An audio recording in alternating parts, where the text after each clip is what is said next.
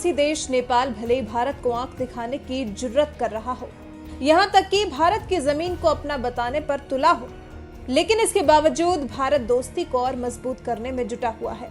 इसलिए अभी हाल ही में नेपाल को कोरोना की दवा भेजने वाले भारत ने अब उसे नई ट्रेन गिफ्ट कर दी है। भारत और नेपाल के बीच बहुत पुरानी दोस्ती है और ये दोस्ती आज भी बरकरार है। इसी दोस्ती को आगे बढ़ाते हुए मोदी सरकार अब भारत नेपाल रेल सेवा भी शुरू करने जा रही है।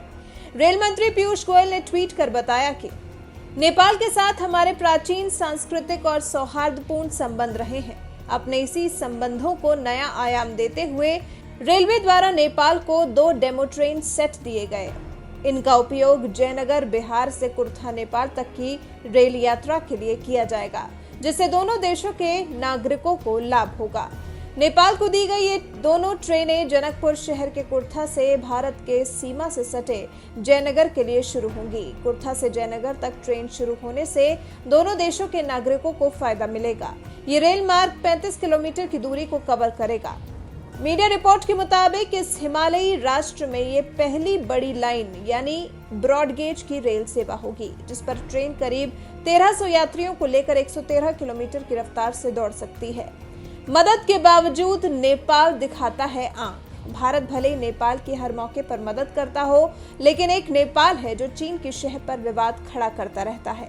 पिछले साल भारत ने अपने नए केंद्र शासित प्रदेश लद्दाख के नक्शे में कालापानी रीजन को शामिल किया, तो नेपाल सरकार ने इस पर आपत्ति जताई और उसे नेपाल का हिस्सा बता दिया।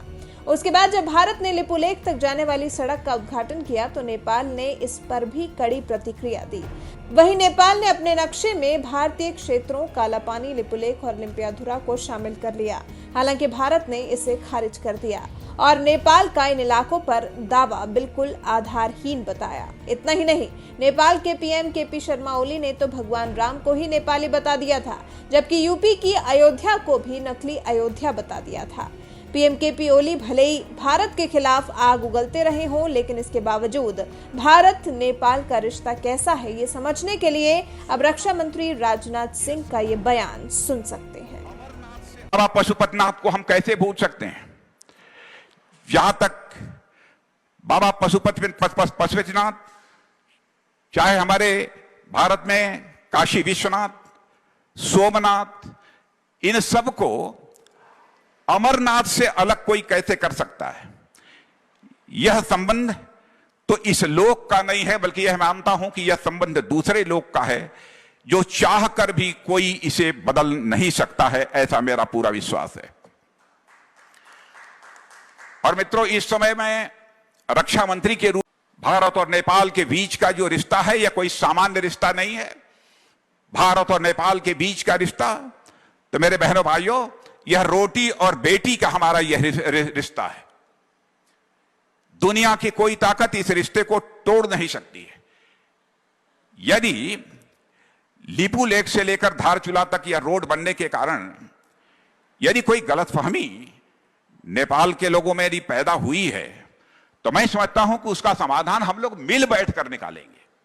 हम बातचीत के द्वारा उसका समाधान निकाल लेंगे। लेकिन मैं पूरे विश्वास के साथ कहना चाहता हूं, भारत में रहने वाले लोगों के मन में कभी भी नेपाल को लेकर किसी प्रकार की कटुता पैदा हो ही नहीं सकती है। इतना गहरा संबंध हमारे नेपाल के साथ है। हम मिल बैठकर इन सब सारी समस्याओं का समाधान करेंगे।